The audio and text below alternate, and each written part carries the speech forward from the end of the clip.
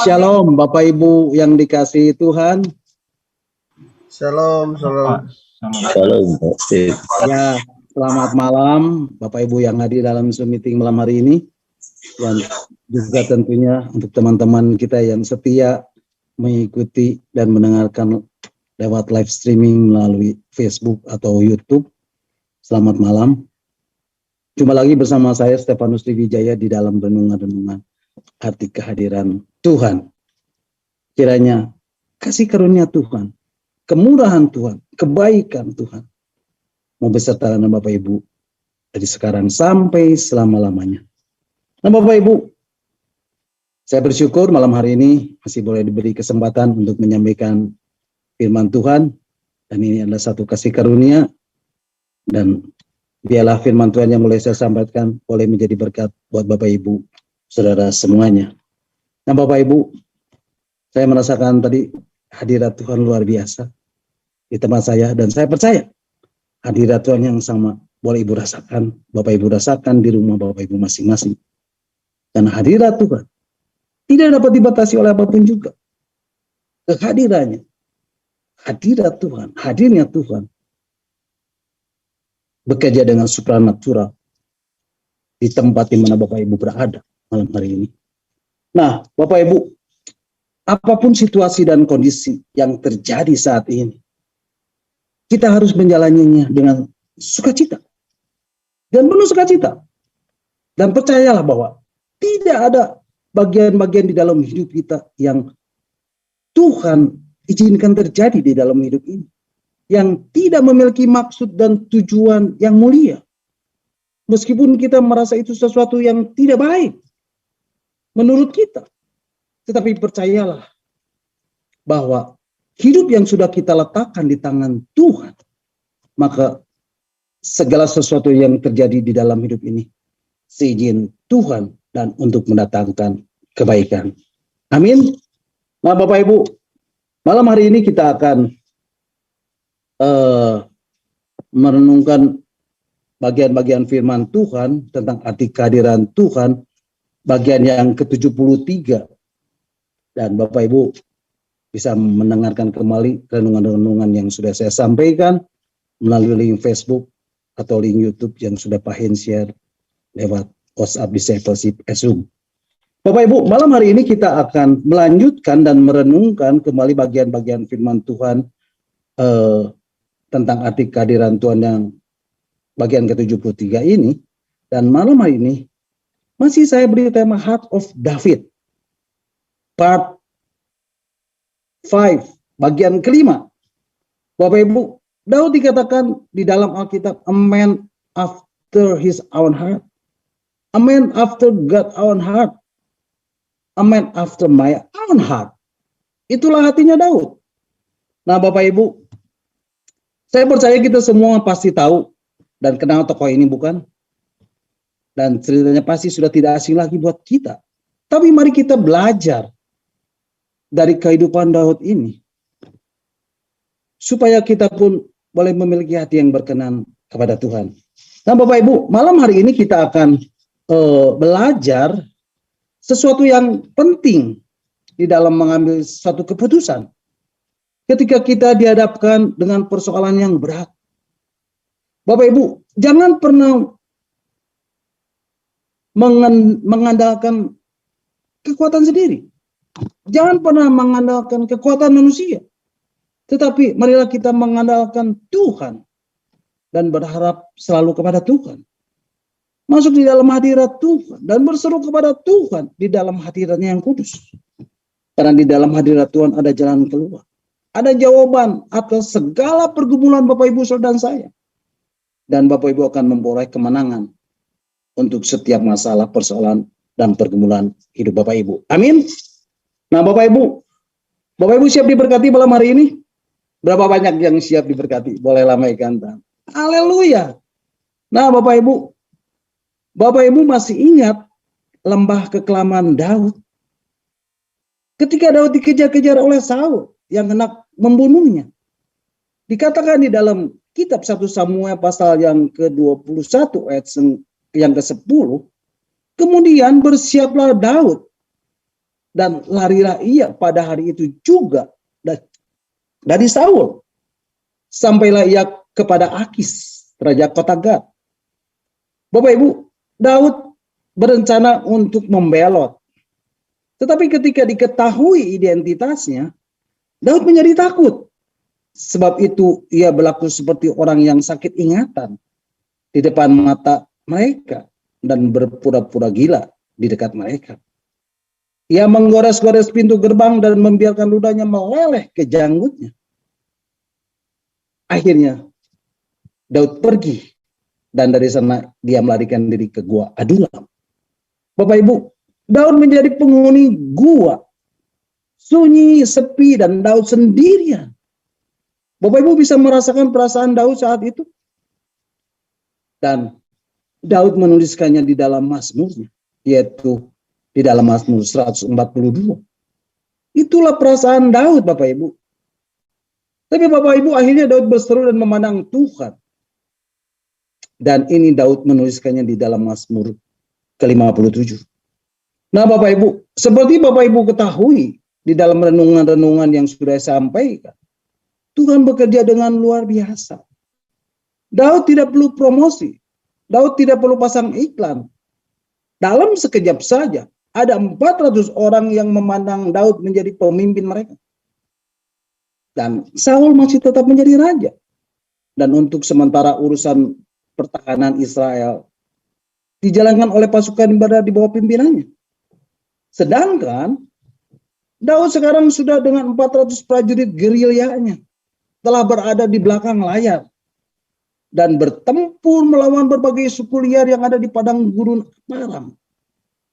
Dan satu ketika Daud mendapat kesempatan untuk membunuh Saul. Tetapi Daud hanya memotong puncak jubah Saul.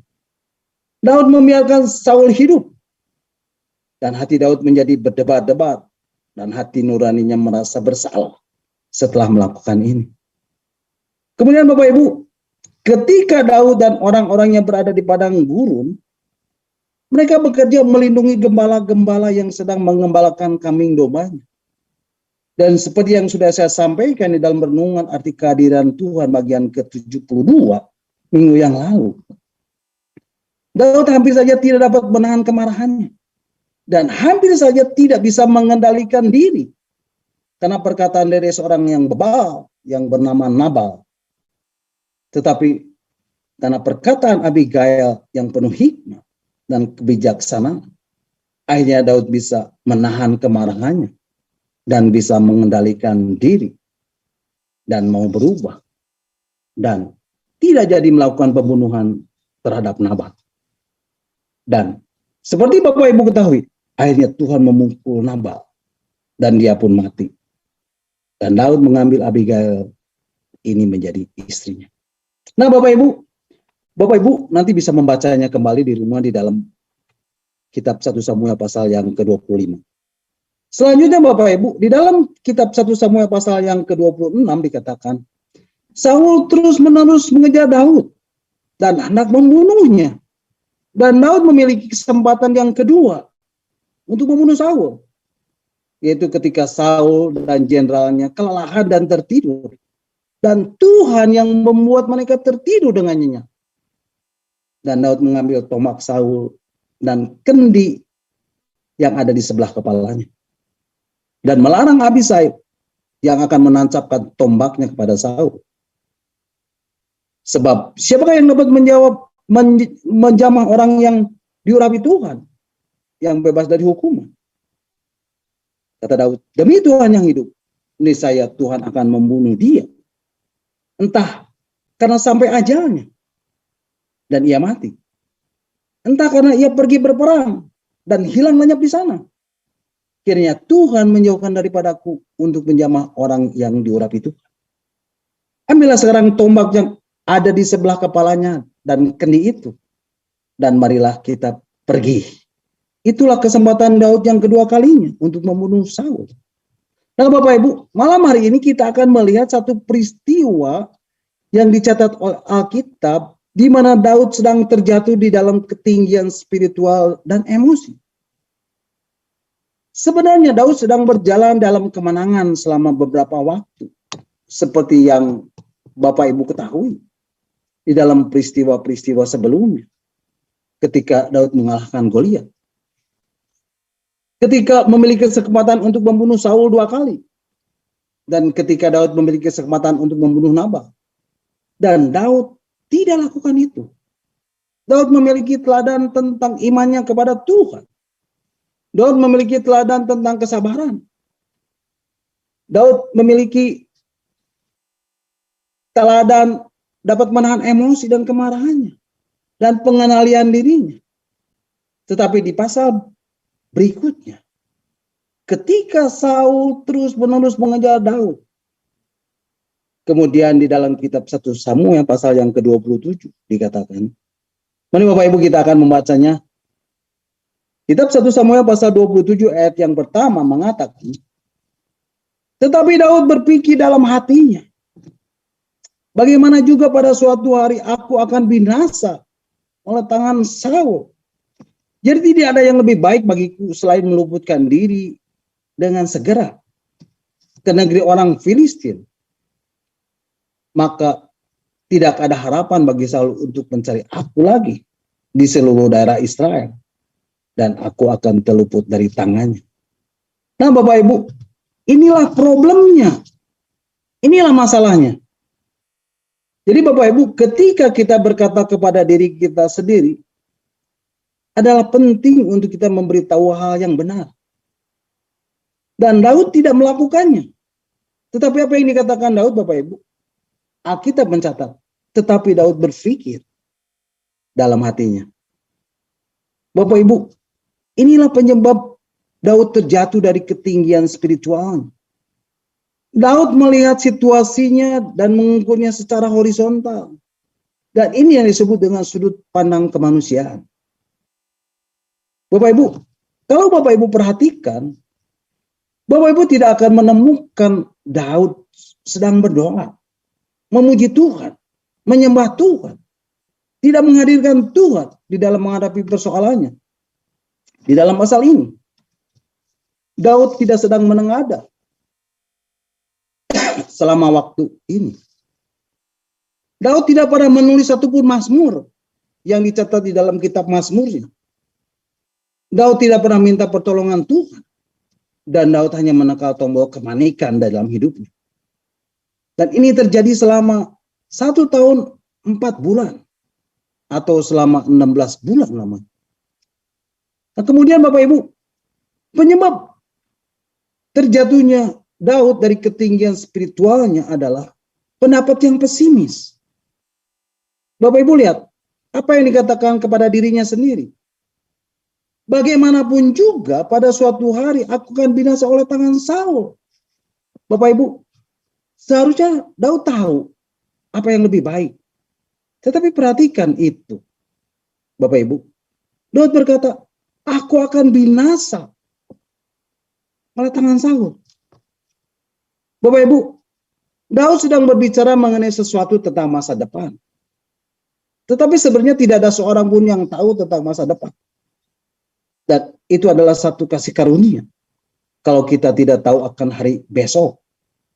Seperti firman Tuhan mengatakan di dalam Injil Matius pasal yang ke-6 ayat ke-34. Sebab itu janganlah kamu khawatir akan hari besok. Karena hari besok mempunyai kesusahannya sendiri. Kesusahan sehari cukuplah untuk sehari. Bapak Ibu, seharusnya Daud ingat.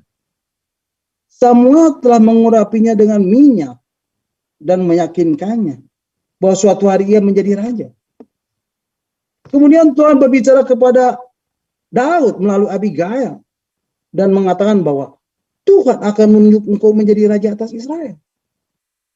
Tuhan pun berbicara kepadanya lebih dari 1 kali melalui Yonatan dan meyakinkannya bahwa engkau akan menjadi raja berikutnya. Bahkan Saul, musuhnya, telah berkata, aku tahu bahwa engkau pasti menjadi raja dan jabatan raja Israel akan tetap kokoh dalam tanganmu. Tetapi Daud mengabaikan semua janji yang Allah berikan. Dan sekarang ia meyakinkan dirinya, aku akan binasa. Artinya, tidak akan menjadi raja Israel. Bapak Ibu, mengapa Daud menjadi pesimis? Karena mata Daud tertuju kepada persoalan dan dirinya sendiri. Dan pemikiran-pemikiran itu datangnya dari pemikiran sendiri. Dan bukan datang dari Tuhan. Nah selanjutnya Bapak Ibu, penyebab Daud terjatuh dari ketinggian spiritualnya adalah logika yang rasionalistik. Alkitab menuliskan, jadi tidak ada yang lebih baik bagiku untuk selain meluputkan diri dengan segera ke negeri orang Filistin. Itu yang dicatat Alkitab. Bapak Ibu, Daud berpikir saat-saat ini adalah saat-saat yang sulit dan Tuhan telah meninggalkanku. Aku akan mati jika aku tetap berada di ujung depan tentara Saul. Karena mereka akan terus menyusul aku. Kemana aku pergi? Dan aku harus melarikan diri. Ya, melarikan diri. Melarikan diri. Jadi penyelesaiannya yang terbaik adalah pergi ke negeri orang Filistin. Dan tentu saja Saul tidak akan mencari Daud di perkemahan orang Filistin yang menjadi musuhnya. Bapak Ibu, inilah keputusan yang Daud ambil. Nah Bapak Ibu, sekarang kita akan melihat seluas apakah konsekuensinya. Bapak Ibu lihat apa yang terjadi menyusul keputusan Daud ini. Mari Bapak Ibu kita akan membacanya di dalam kitab 1 Samuel pasal yang ke-27 ayat yang kedua dan ketiga. Kitab 1 Samuel pasal 27 ayat yang kedua dan ketiga mengatakan, bersiaplah Daud lalu berjalan ke sana. Ia dan ke-600 orang yang bersama-sama dengan dia itu kepada Akis bin Maok, raja kota Gad. Ayat 3, Daud dan semua orangnya menetap pada Akis di Gad, masing-masing dengan rumah tangganya. Daud dengan kedua orang istrinya, yakni Ahinoam, perempuan Israel, dan Abigail, bekas istri Nabal, perempuan Karmel. Nah Bapak Ibu, ketika Daud meninggalkan padang gurun di Israel dan melangkah menuju negeri orang Filistin, dia tidak pergi sendirian. Daud adalah pemimpin dari pasukan gerilyawan. Dan Daud pergi dengan orang-orang yang telah ia latih di Gua Adulam. Tetapi bukan hanya prajurit-prajuritnya yang pergi. Mereka pun membawa keluarga mereka. Dan Daud membawa kedua istrinya, Ahinoam dan Abigail. Maka sekarang ada Daud dan keluarganya. Dan ditambah dengan ke-600 orang-orang yang bersama-sama dengan dia. Dan masing-masing dengan rumah tangganya. Bapak Ibu, apakah ketika Daud berkompromi dengan hal ini, tidak melibatkan dan mempengaruhi keluarga mereka? Bapak Ibu, ketika Daud memilih jalan yang bukan rencana Tuhan, maka hal ini akan mempengaruhi mereka yang mempercayainya. Karena mereka semua bergantung kepada Daud. Walaupun tidak bersalah, maka mereka pun tercemar oleh keputusan Daud ini. Nah Bapak Ibu, kemana mereka pergi? Daud melarikan diri ke Gad. Bapak Ibu masih ingat? Kita sudah membahasnya sebelumnya bukan? Di dalam kitab 1 Samuel pasal yang ke-21. Masih ingat Goliat? Pendekar bertubuh tinggi dan besar itu? Masih ingat kota itu? Di mana kota asalnya? Bukankah ia dikenal sebagai Goliat dari Gad? Yang anehnya Bapak Ibu, ke tempat itulah Daud pergi. Hanya beberapa tahun sebelum dia membunuh Goliat di lembah terbantil. Sekarang Daud lari ke Gad dan memutuskan untuk tinggal bersama-sama dengan Akis, sang raja musuh Israel. Dan akhirnya Saul tidak mengejarnya lagi. Saul tidak mengejarnya lagi. Mari Bapak Ibu kita akan membaca di dalam kitab 1 Samuel pasal 27 ayat keempat.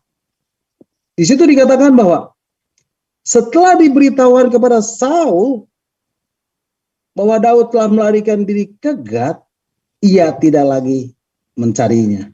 Nah Bapak Ibu, firman Tuhan mengatakan iya, Saul tidak lagi mencarinya.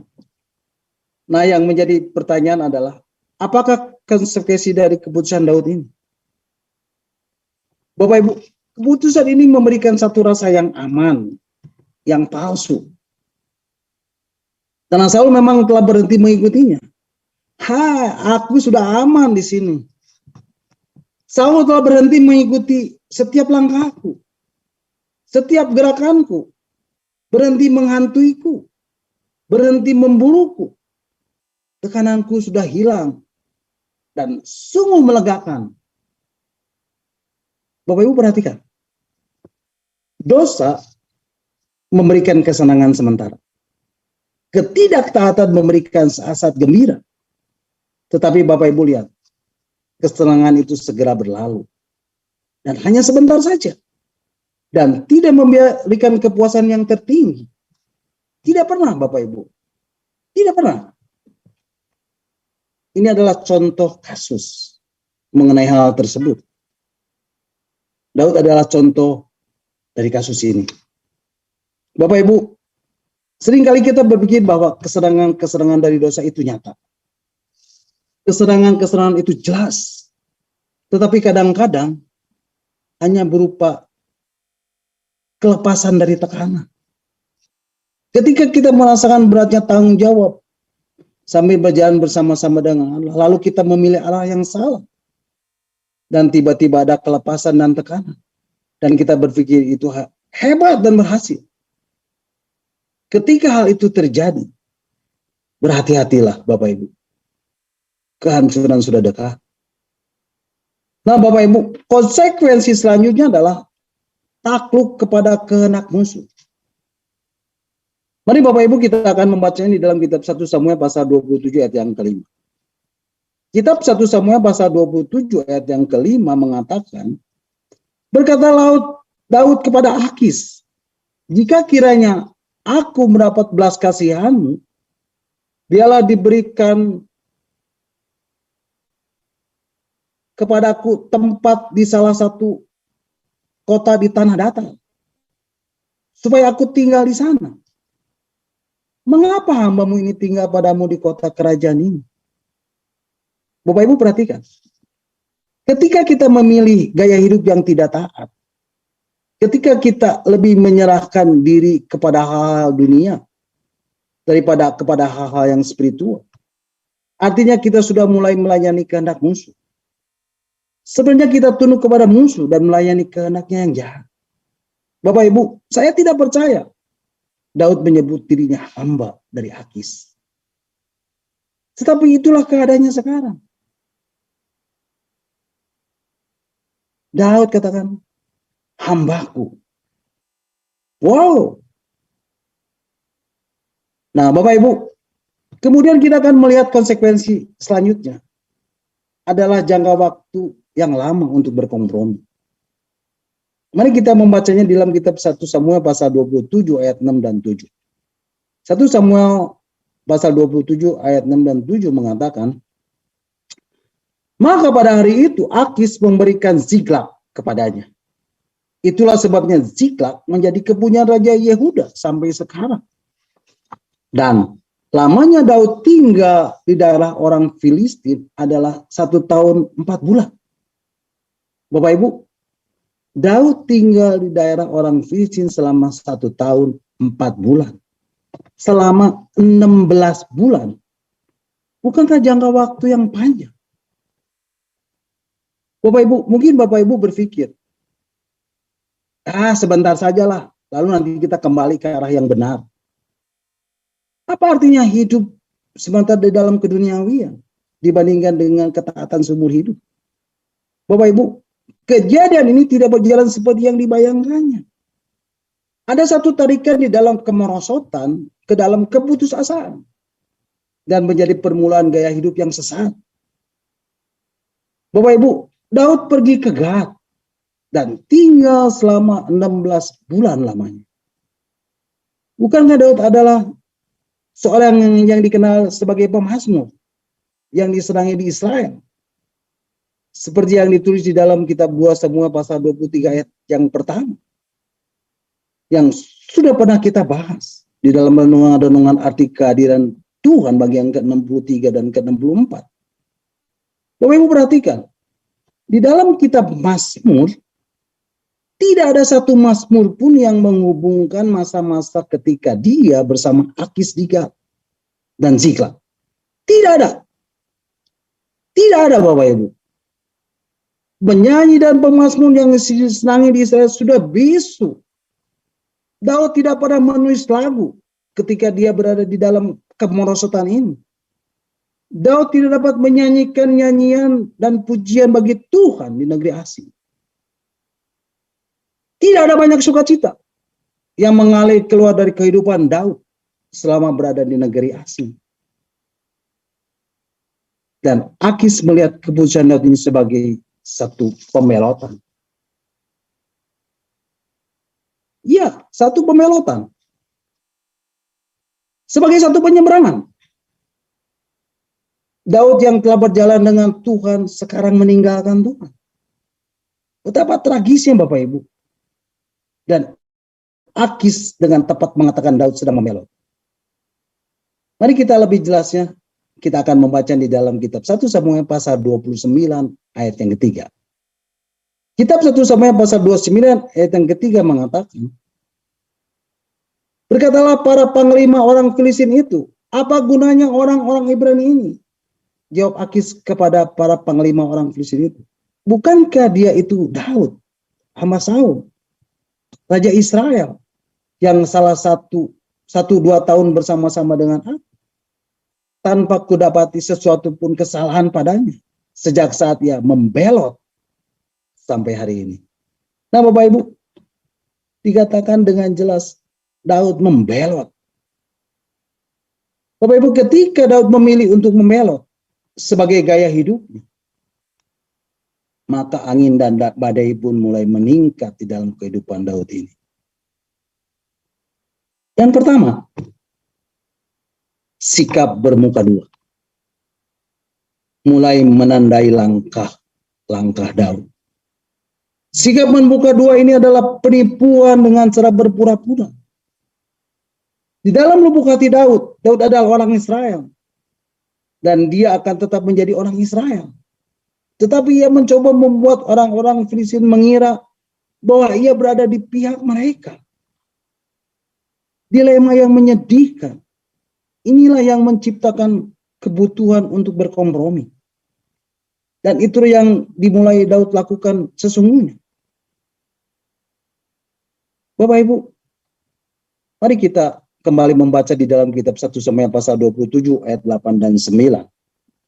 Kitab 1 Samuel pasal 27 ayat 8 dan 9 mengatakan, maka Daud dan orang-orangnya bergerak maju dan menyerbu orang Gesur, orang Girsi, dan orang Amalek. Sebab orang-orang inilah penduduk negeri itu yang membentang dari Talam ke arah Syur sampai tanah Mesir. Ayat yang ke-9.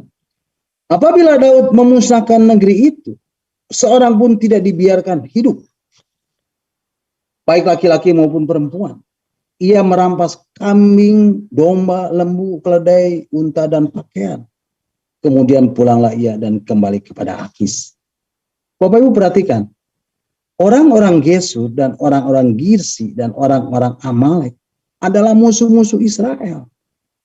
Tetapi mereka bukan musuh orang Filistin.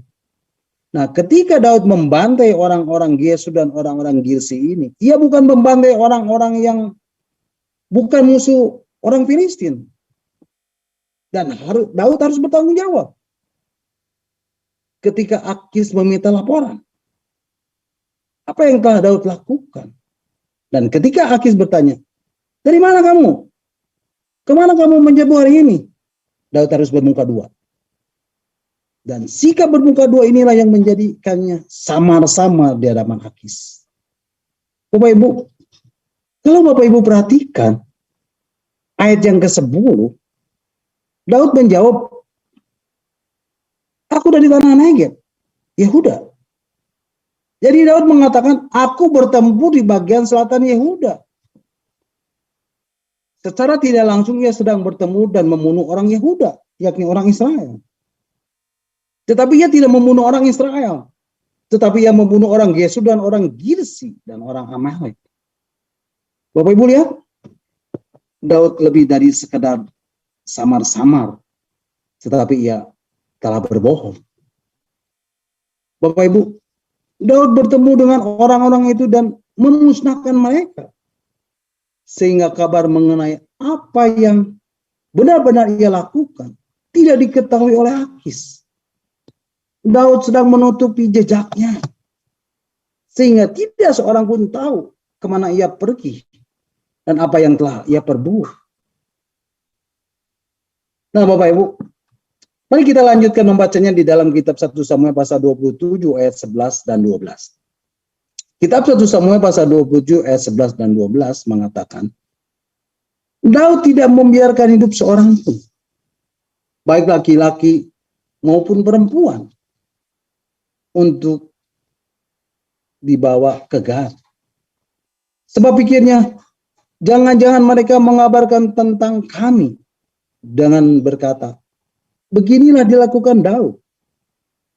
Itulah kebiasaannya selama ia tinggal di daerah orang Filistin.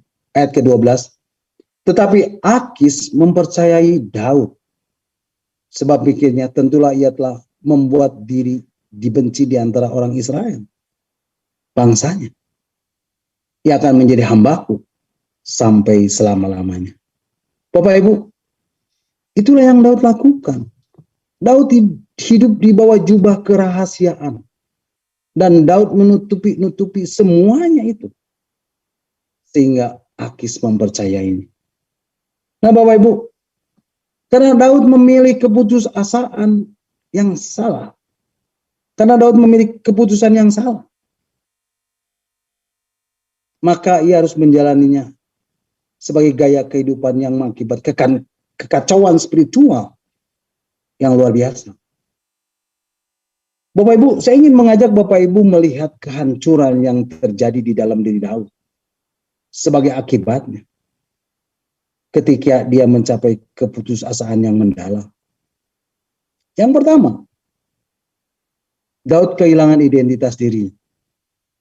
Bapak Ibu, ketika Akis mendapat kritikan dari orang-orang Filistin dan mereka bertanya, mengapa Daud dan orang-orangnya dan semua keluarga mereka berada di tengah-tengah mereka? Mengapa semua orang-orang Israel tinggal di Sila?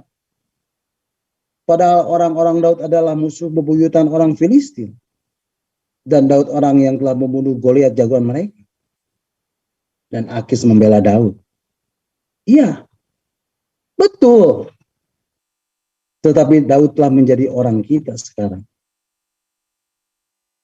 Tapi orang Filistin berkata, tidak, aku tidak mengingini mereka.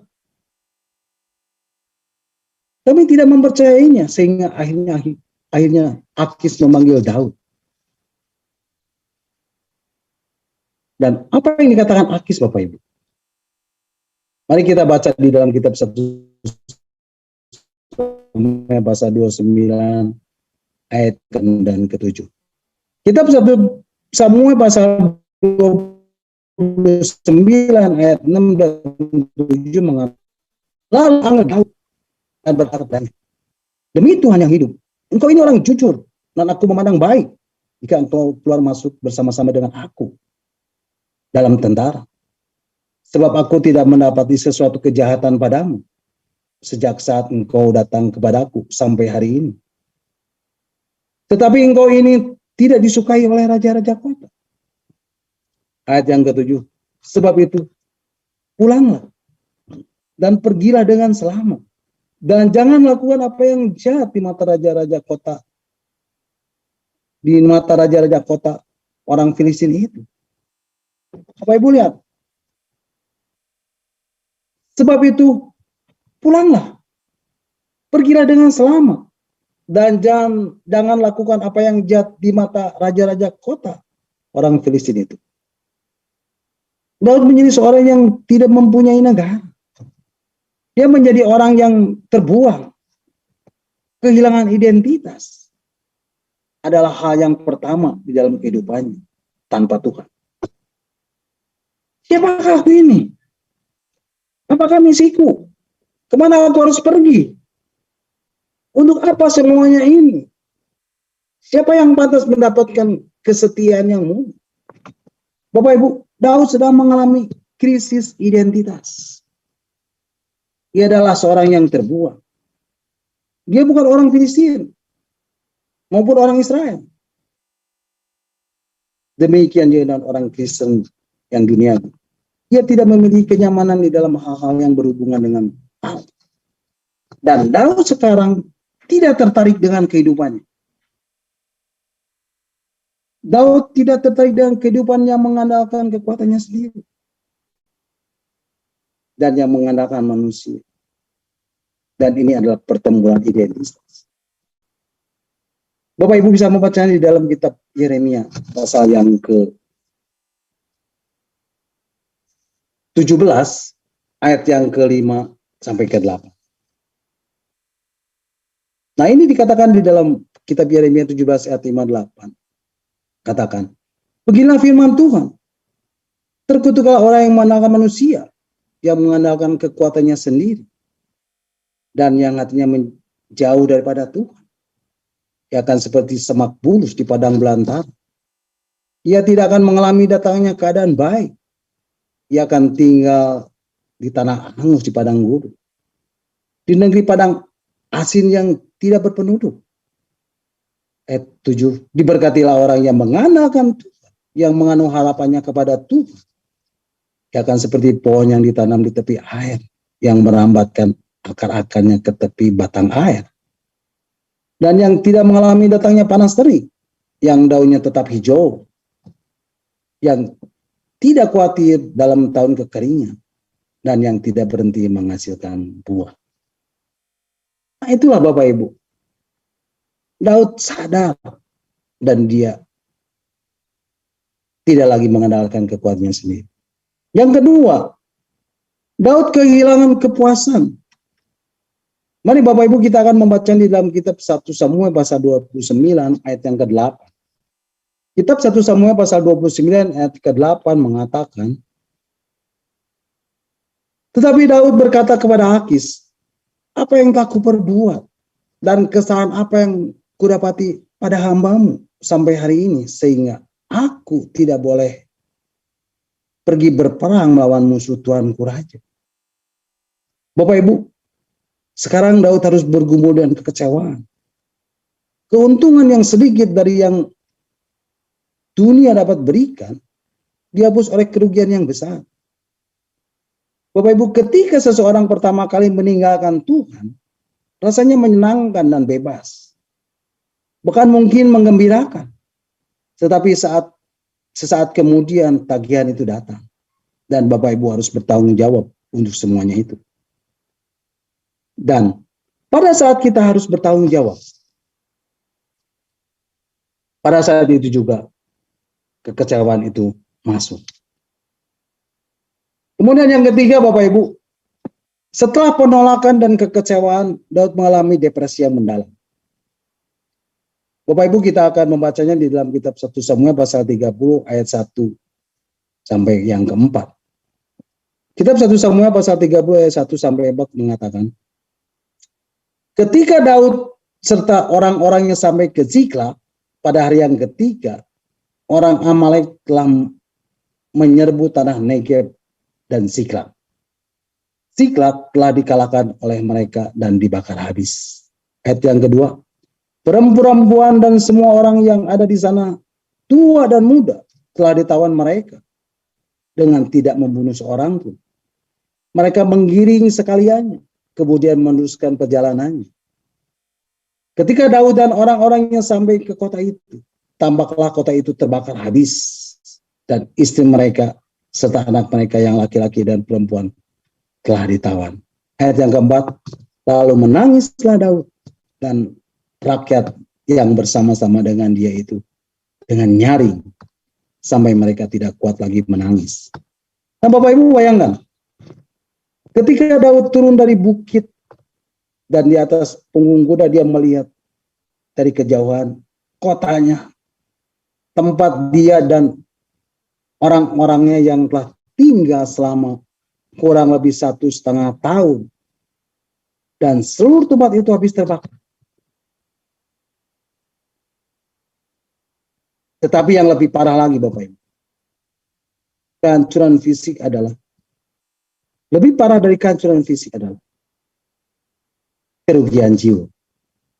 Semua istri dan anak-anak mereka telah ditawan oleh musuh orang Amalek. Daud dan orang-orangnya menangis sampai mereka tidak mempunyai air mata lagi. Bapak Ibu bisa bayangkan? Inilah yang Daud alami. Satu depresi yang sangat mendalam. Nah Bapak Ibu, kemudian apa yang terjadi Bapak Ibu? Nah kita lihat di kitab 1 Samuel pasal 30 ayat 6a. Di situ dikatakan, dan Daud sangat terjepit karena rakyat mengatakan hendak melempari dia dengan batu. Seluruh rakyat itu telah pedih hati, masing-masing karena anaknya laki-laki dan perempuan. Daud mengalami satu depresi yang mendalam. Dikatakan rakyat yang mau melempari dia dengan batu. Bisa bayangkan Bapak Ibu? Yang keempat adalah ketidakpercayaan. Bapak Ibu lihat, orang yang sama yang dahulu menganggap Daud sebagai pemimpin, pembimbing, dan seorang sahabat, sekarang berbalik dan menjadi pedih hati. Orang-orang yang telah dilatihnya di dalam gua, pasukan yang ulung dari padang gurun Paran, orang-orang yang sekarang orang itu sekarang bersungut-sungut. Kami tidak mempercayai Daud lagi. Dan sekarang pemberontakan memperlebar akibatnya. Daud telah mengalami dan mencapai titik terendah di dalam kehidupannya. Daud sedang berada di dalam lembah kekelaman. Daud sedang menuruni tangga keputusasaan. Dan sampai pada anak tangga yang terakhir. Sampai pada anak tangga yang paling bawah. Dan menjadi perhentian terakhirnya. Tempat di mana seseorang hanya dapat terjun ke dalam kematian.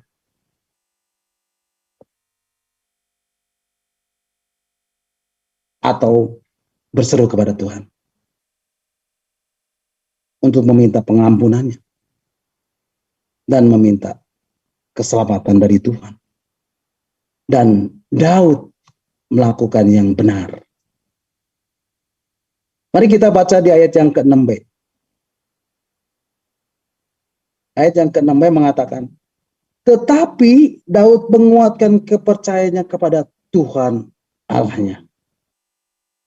Satu tindakan yang benar yang Daud lakukan. Bapak Ibu, sekarang Daud telah sadar dan telah belajar dari semua keputusan yang diambilnya yang merupakan pemikirannya sendiri dan bukan dari Tuhan. Bapak Ibu, ketika Daud berada di dalam lubang yang dalam, mungkin lubang itu tidak terbatas dalamnya, tetapi ada harapan di atas. Menggapailah ke sana. Ada harapan di atas. Ketika kita ada di dalam keadaan terjepit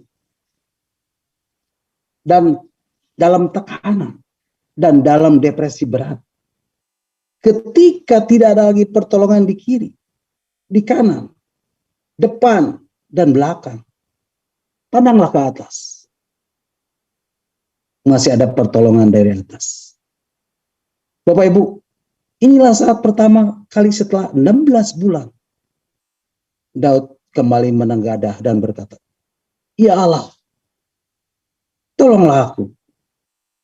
dan Tuhan menolongnya. Tuhan menolongnya. Dia ada penolong yang sangat terbukti. Dan Tuhan menolong Daud. Bapak Ibu. Lalu apa yang dilakukan Daud, Bapak Ibu? Mari kita membacanya sebagai ayat-ayat yang terakhir yang akan menutup renungan malam hari ini. Di dalam kitab 1 Samuel pasal yang ke-30 ayat yang ke-7 sampai ke-25. Tapi nanti Bapak Ibu bisa membacanya keseluruhan dari pasal ini. Tapi malam hari ini kita akan membaca ayat yang ke-7 dan yang ke-8.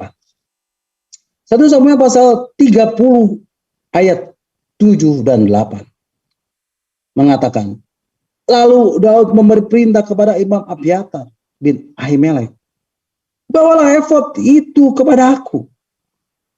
Maka Abiatar membawa efod itu kepada Daud. Ayat 8, kemudian bertanyalah Daud kepada Tuhan. Katanya, haruskah aku mengejar gerombolan itu? Akan dapatkah mereka kususul? Dan ia berfirman kepadanya, kejarlah, sebab sesungguhnya engkau dapat menyusul mereka dan melepaskan para tawanan. Nah Bapak Ibu, di dalam pengejarannya ini, akhirnya mendapati mereka sedang merayakan pesta kemenangan mereka. Mereka makan dan minum dari hasil jarahan mereka. Dan pada keesokan harinya, Daud menghancurkan mereka. Dan pagi-pagi buta, dari pagi-pagi buta sampai matahari terbenam, tidak ada seorang pun dari mereka yang lolos, kecuali 400 orang muda yang melarikan diri dengan menunggang unta. Daud melepas semua apa yang telah dirampas oleh orang Amalek itu. Juga kedua istrinya dapat dilepaskan Daud. Tidak ada yang hilang pada mereka. Dari hal yang kecil sampai hal yang besar. Sampai anak laki-laki dan anak perempuan. Dan dari jarahan sampai segala sesuatu yang telah dirampas mereka. Semuanya itu dibawa Daud kembali. Daud mengambil segala kambing, domba, dan lembu. Semuanya itu digiring mereka di hadapannya. Bapak Ibu, itulah pembentukan dari Daud ketika berada di lembah kekelaman. Dan dari semua itu, Tuhan izinkan segalanya terjadi untuk mempersiapkan Daud menuju tahta dan membawa Daud menjadi raja atas Israel. Dan Daud tetap tinggal di Siklag dan Siklag menjadi kepunyaan Raja Yehuda sampai sekarang. Amin. God bless you all. Nah Bapak Ibu, sampai di sini dulu renungan kita malam hari ini, dan saya percaya setiap firman Tuhan, setiap kebenaran ini akan mengubah hidup Bapak Ibu saudara saya. Dia adalah firman yang hidup. Dia adalah firman yang kuat. Dia adalah firman yang tajam, yang menembus seluruh dimensi kehidupan Bapak Ibu. Apapun, sekalipun, walaupun, bagaimanapun hidup Bapak Ibu saudara saya. Percayalah, ketika Bapak Ibu mencari kerajaan Allah dan kebenarannya, maka semua akan ditambahkan kepadamu. Amin. God bless you all. Nah silakan Bapak Ibu, kalau ada yang mau menamakan atau ada yang mau bertanya, nanti Pak Hens yang akan menjawabnya. Amin. Terpujilah Tuhan. Mari Bapak Ibu, kita akan bersyukur buat renungan yang sudah kita dengar, yang sudah saya sampaikan, dan kita akan berdoa.